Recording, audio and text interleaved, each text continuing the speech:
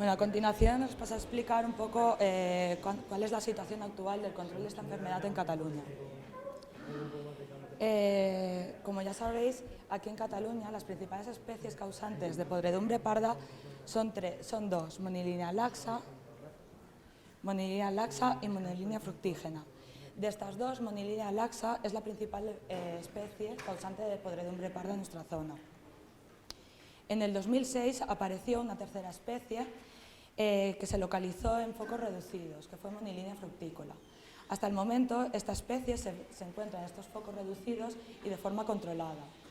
Sin embargo, estudios sí que indican que en los campos donde esta especie se encuentra o está presente, esta ha conseguido desplazar completamente a Monilinia fructígena y su frecuencia ha ido aumentando hasta coexistir a una misma frecuencia relativa que Monilinia laxa.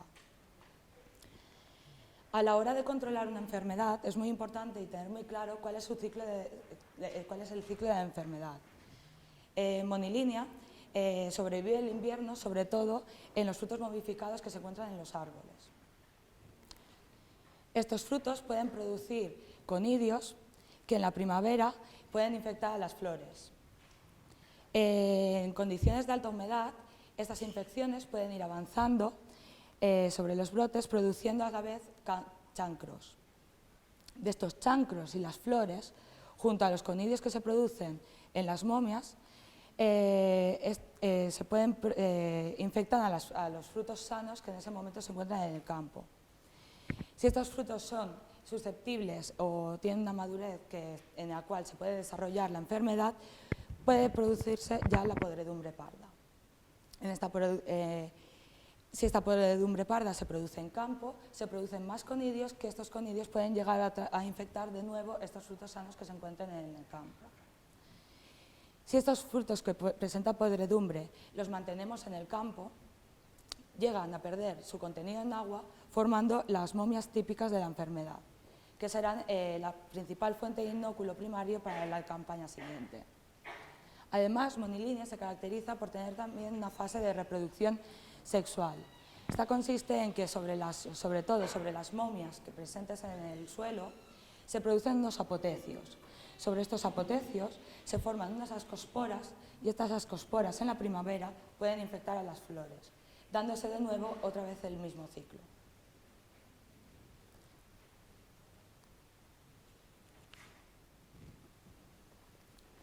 Aquí en Cataluña, el control de esta enfermedad se realiza principalmente mediante estrategias en campo, como podrían ser prácticas culturales, un programa de tratamientos químicos o incluso la aplicación de un modelo de predicción de la enfermedad. Además, en post cosecha, en esta ocasión, sí que tenemos la oportunidad de aplicar algún producto químico.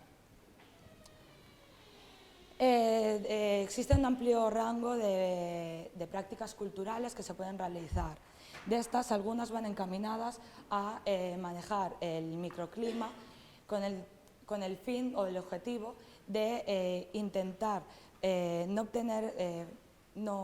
no se den las condiciones que puedan favorecer el desarrollo de la enfermedad. Y otras prácticas van encaminadas a la reducción de inóculo. Tanto de inóculo primario, que como he comentado anteriormente, este inóculo primario es principalmente las momias presentes en el árbol, o de inóculo secundario, tanto flores, chancros o frutos podridos. Aquí en Cataluña realmente no son prácticas que se realicen de forma habitual, como podrían ser, como ocurre en otros países, como veremos en la próxima presentación que nos hará el doctor Phil Elmer de Nueva Zelanda. Lo que sí que puedo decir es que entre todas estas prácticas podemos llegar a reducir momias, no directamente, sino realizando la poda, podemos eliminar parte de estas momias. No llega a ser una reducción total o una práctica cultural, pero sí que podemos eliminar parte. Y también me gustaría destacar la reducción de los frutos podridos. Esto realmente no es una práctica que se haga de forma mayoritaria, sino que es una práctica que en ocasiones es necesaria en aquellas variedades en las que la podredumbre parda es muy importante, son variedades muy susceptibles y sobre todo cuando la presión de inóculo empieza a ser elevada, más que nada con el objetivo de reducir esta presión de inóculo sobre todo en momentos antes de la cosecha. Pero en campo la principal estrategia que se utiliza para el control de esta enfermedad son los tratamientos con fungicidas químicos.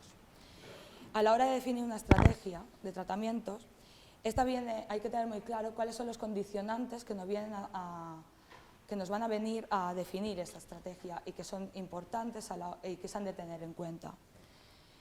Entre ellos es que existe un número limitado de productos químicos autorizados para el control de esta enfermedad.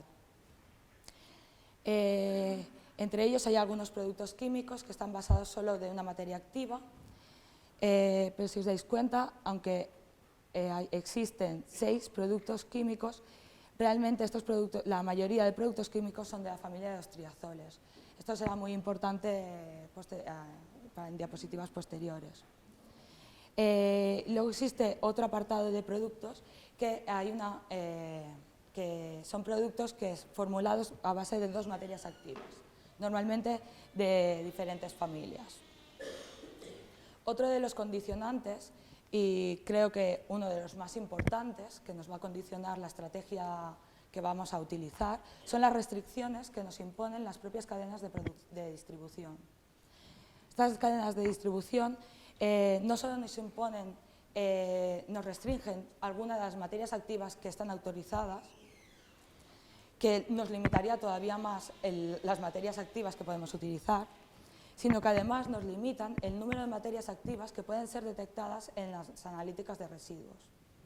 Esto es muy importante, sobre todo en la utilización de productos a base de 2 materias activas, ya que estamos haciendo una sola aplicación y nos van a aparecer ya en la analítica de residuos 2 materias activas. Además, estas cadenas de distribución restringen todavía más tanto del porcentaje de límite máximo de residuos como de la dosis aguda diaria de referencia.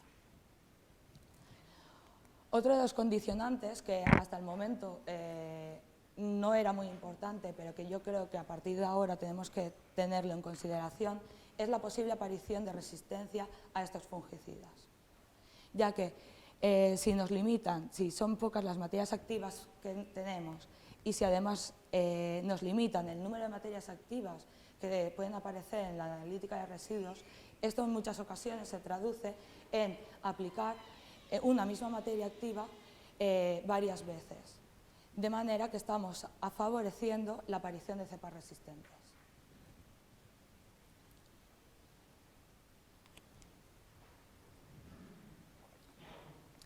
En base a que con todos estos condicionantes era difícil definir una estrategia, en el 2011 nació el programa Fruitnet, para ofrecer al sector catalán de la fruta estrategias que pudieran para hacer frente a la presión que existe en la actualidad sobre la optimización del uso de productos fitosanitarios y la minimización de la presencia de residuos. En este programa Fruitnet se trabaja conjuntamente el sector de la fruta, la administración, las universidades y los institutos de investigación, y con este trabajo conjunto se consigue definir una estrategia que es la que llamaríamos estrategia Fruitnet. En cuanto a la estrategia Fruitnet del melocotón, participan 6 empresas del sector catalán. Entre todas ellas cubren un 50% del total de la superficie de producción de melocotones en Cataluña. Entre todos ellos definieron una estrategia de control de plagas y enfermedades de toda la cadena, desde parada invernal hasta la cosecha. Entre ellas nos podemos encontrar la estrategia que se definió para el control de monilínea. Esta estrategia es una estrategia que la llamaremos por calendario, no porque se aplique a unas fechas concretas, sino porque son aplicaciones que se realizan principalmente a partir de 30 a 45 días antes de cosecha y que se van repitiendo hasta el momento de la cosecha.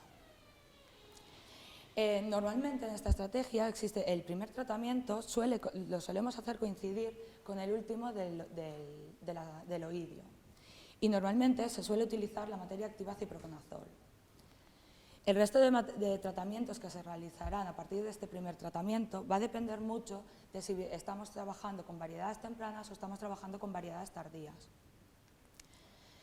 Cuando trabajamos con variedades tempranas, en ocasiones no solemos aplicar de forma continuada estos productos, sino que aplicaremos estos tratamientos sobre todo en caso de que hubiera algunas lluvias o hubiera mucha humedad.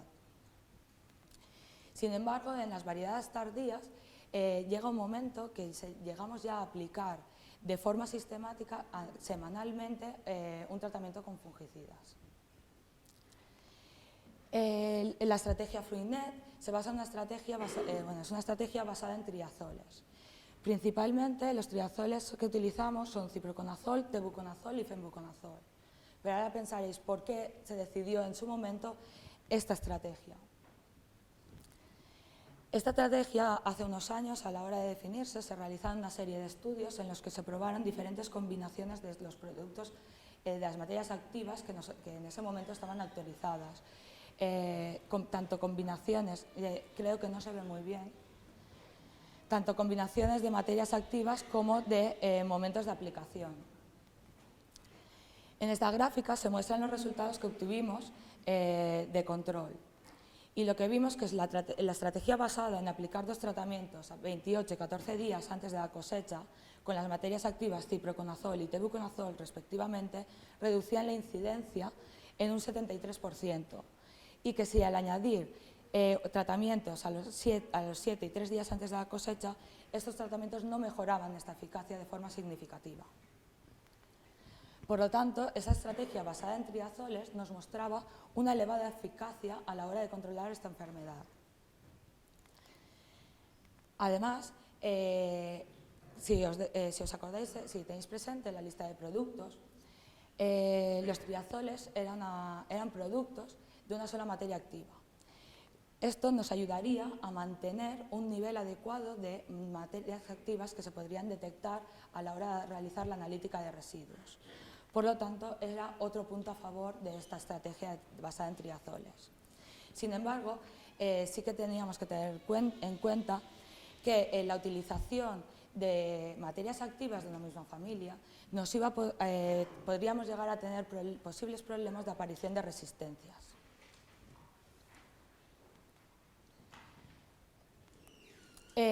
Otra de las herramientas de las cuales disponemos a la hora de realizar tratamientos en campo es el modelo de predicción de monilínea.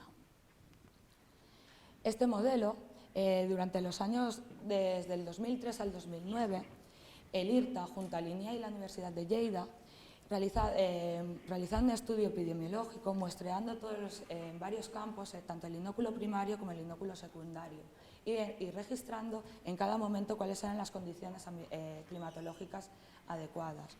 A partir de todos estos datos, se desarrolló un modelo de predicción de enfermedad que, más que nada con el objetivo de que aplicar los tratamientos fungicidas solo en el caso en que fuera necesario, en el que hubiera riesgo de infección. A continuación explicaré de forma brevemente en qué consiste el modelo. Este modelo divide en 3 los periodos de susceptibilidad del fruto al riesgo de infección.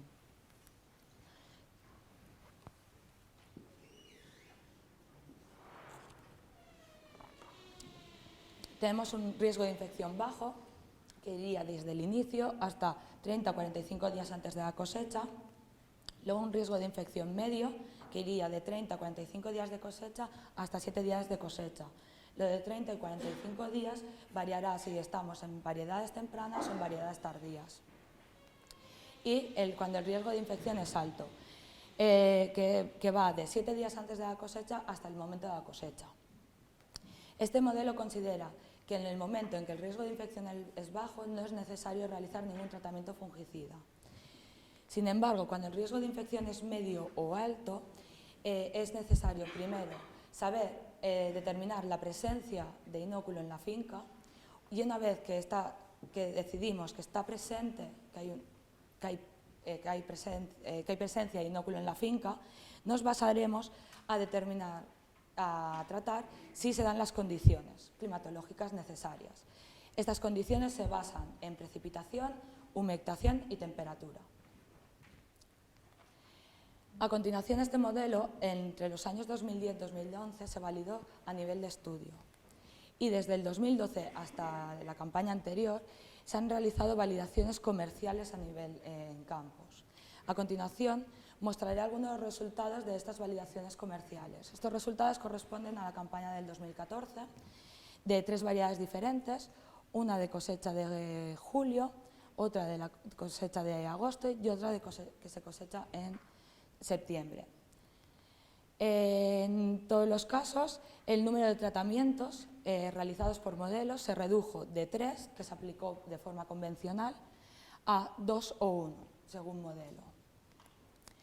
La incidencia de enfermedad en el control, en los 3 casos fue superior al 20%, siempre estoy hablando de incidencia en post cosecha, y la incidencia de enfermedad en el modelo fue inferior al 5% y no se detectaron diferencias significativas con la incidencia que se detectó cuando se aplicó la estrategia convencional.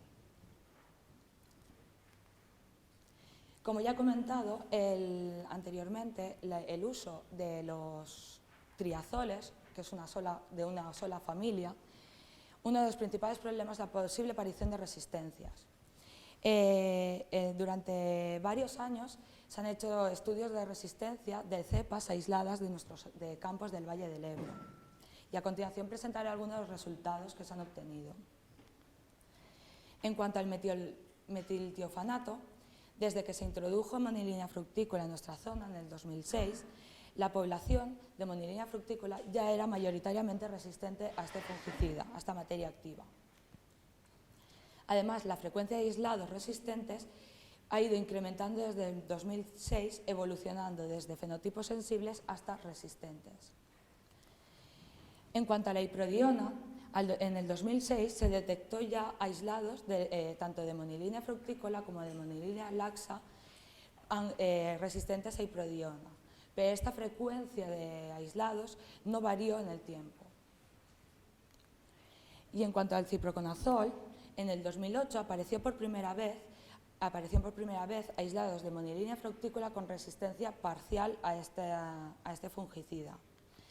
Sin embargo, también os he de decir que hasta el 2010 no se encontró ningún aislado de monilinia laxa resistente a esta materia activa.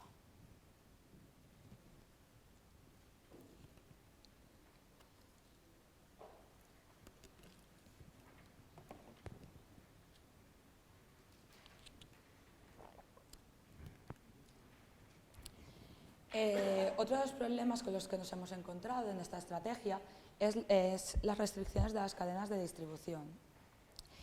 Esto quiero hacer bastante hincapié porque es cómo puede llegar a condicionar una estrategia estas restricciones, ¿vale? Y tenemos un claro ejemplo, como fue el caso de la limitación en el 2014, perdón, de algunas cadenas de distribución de la materia activa tebuconazol. En esta gráfica se muestran un poco la evolución de lo que ha ido ocurriendo. En el 2013, cuando no existía esta restricción,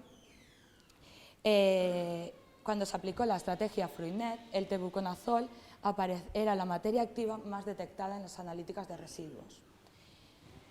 En el 2014, cuando esta restricción apareció, ya el tebuconazol pasó de primera posición a quinta posición.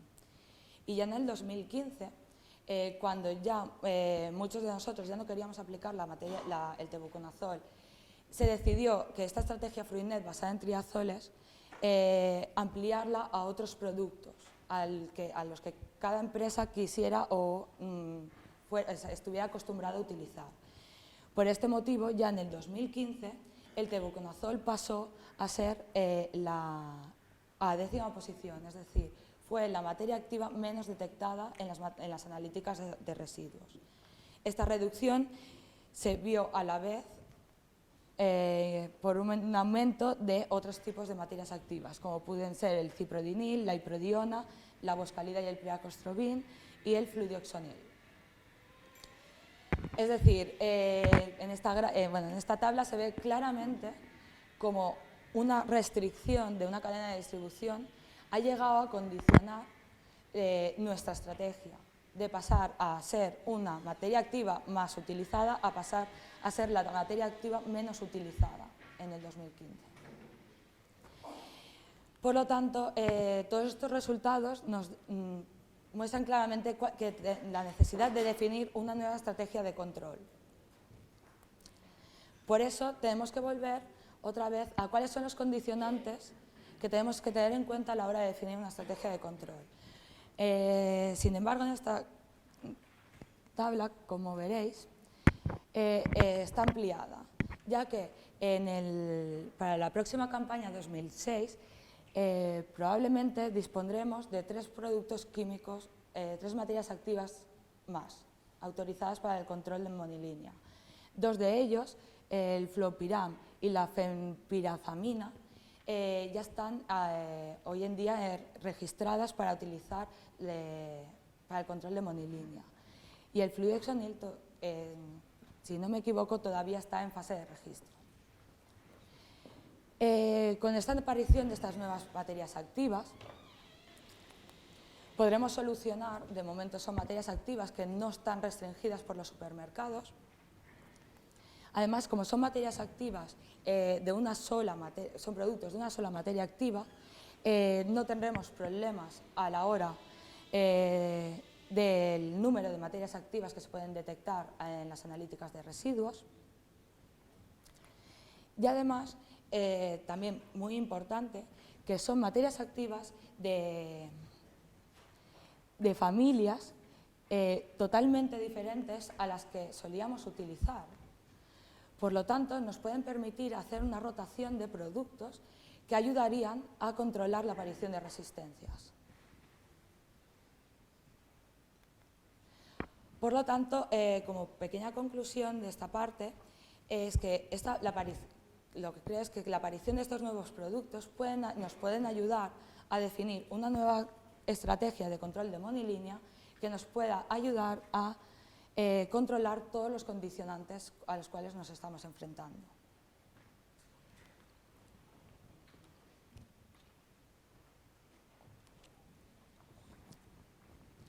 En cuanto a la poscosecha, hasta el 2012 no existía ningún producto químico autorizado para ser aplicado en la poscosecha de fruta de hueso.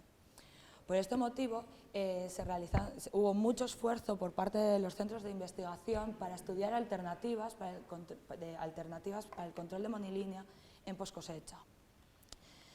También he de decir que todas estas alternativas están en fase de desarrollo o están esperando a ser validadas de forma convencional. Sin embargo, en el 2012 se autorizó ya de forma excepcional y temporal el uso de la materia activa fluoxonil para ser aplicada en la poscosecha de fruta de hueso. Desde ese momento se ha aplicado de forma, mayoritariamente de forma sistemática en la poscosecha. Pero ¿es necesario realizar siempre este tratamiento de poscosecha? Ahora os mostraré unos resultados de cuál es de una campaña del 2014 del riesgo potencial de aparición de monilínea, muestras de cada semana a la entrada en el Scandai de una central. Como se puede ver, en el 2014, en esta central, hubo 2 momentos donde el riesgo de aparición de monilínea fue alto, que fue a principios de campaña, que fue alrededor de mediados de junio, y a partir de la semana 35, a partir de aquí, que corresponde al 25 de agosto. Por lo tanto, entre la semana 25 y la semana 32, realmente la incidencia de monilínea el riesgo de aparición de monilínea era bajo. Por lo tanto, no hubiera sido necesario, a lo mejor en estos momentos, aplicar este tratamiento de poscosecha. También en este tema me gustaría recalcar que que por mucho que hagamos estos tratamientos de forma sistemática en poscosecha, es necesario que estos tratamientos se apliquen de forma correcta. Porque en este ensayo que se realizó, donde se estudió la efectividad de esta materia activa en fruta inoculada y que se trató en diferentes líneas con fluidioxonil, nos encontramos que hubo líneas en las que la reducción fue completa, o sea, controló totalmente la enfermedad. Sin embargo, hubo otras líneas que la incidencia de enfermedad, aun siendo tratada con fluidioxonil, fue del 25%. Por lo tanto, es necesario revisar la maquinaria con la cual se hacen estos tratamientos, ya que no todas las líneas funcionan de la misma igual de bien. Y bueno, y eso es todo y muchas gracias por su atención.